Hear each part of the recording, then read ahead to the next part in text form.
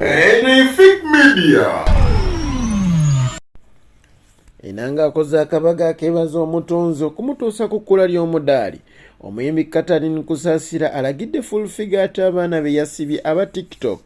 Nze siri mugumba, Isma Olaxis ayatulidde ababijeeteka. Kooti yakusalawo ku mayirungi oba akakoola. Amanya muzikola Haji Abdul Nyamishafi Kulwanga ogamba otagge wenna ali eyo. Webale kubeera ku Fake Media. Amawulire tugabasuubiza tujja gabatuusaako ku ssaawa 5 zennyini. Ojja kubanga amawulire gano ogafuna buli ku makya. Nkusuubiza nti olunaku lwaleero tewusubwa program The Earthquake obunkenke ku ssaawa 9 ez'olweggulo.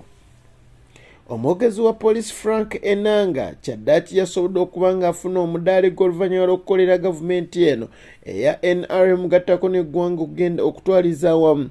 Ono abadde omwogezi wa poliisi y'eggwanga Uganda okumala akabanga era bw'ati yasobodde okubeera ng'asiimibwa olw'ebigambo eby'enjawulo by'azzaabuulira bannayuganda wamu n'okubabulira biki ebigenda mu maaso mu ggwanga. Ono akabaga kano yakategese ku Middle East Hotel Ebukoto era batunasobola okuleetawo abantu be ne basobola okweyagala wamu n'okusanyukirako awamu nga bebebaza omutonzi. Kigambibwa nti Frank Enanga yabadde ku abo 81 abasobodde okubeera nga basiimibwa pulezidenti w'eggwanga lino Uganda era n'agenda mu ttu ly'abazira.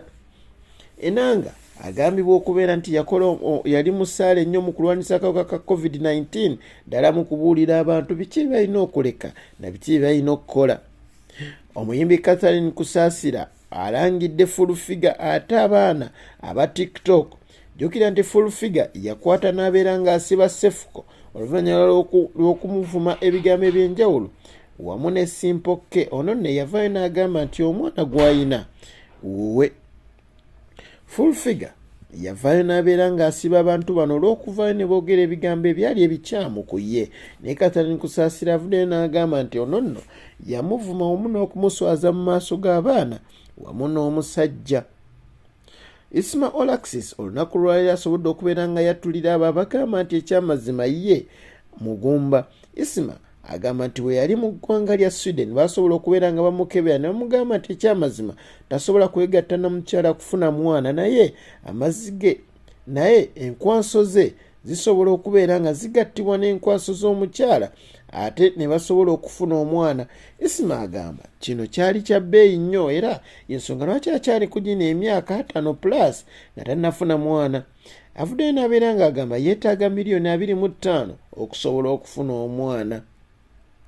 Kooti yakusalawo ku mayirungi oba akakoola. Jjukira nti gye buvuddeko Kanso Ssemakadde waneeno wennyini ku Fake Media twakubuulira nti yavaayo n'abeera ng'alaga kooti ng'akakoola we kawooma wamu n'okuliibwa. Abantu bavuddeyo ab'enjawulo ddala abeegattira mu kibiina ekya Organization Wakiso Mira Growers and Dealers Association ne bavaayo n'abeera nga babuulira kooti oba ne basaba kooti ya Constitutional Court ebeere ng'ekkiriza amayirungi okubeera nga galimibwa mu lujjudde wano mu ggwanga Uganda kubanga amayirungi si mabi wabula ddagala ate nga kyanvandiirwa. Webale kubeera ku Fake Media. Omukama Katonda akunkumire. Sigadde nze muzikola Haji Abdul Nyamishafi Kulwanga agundegunde omuteregga.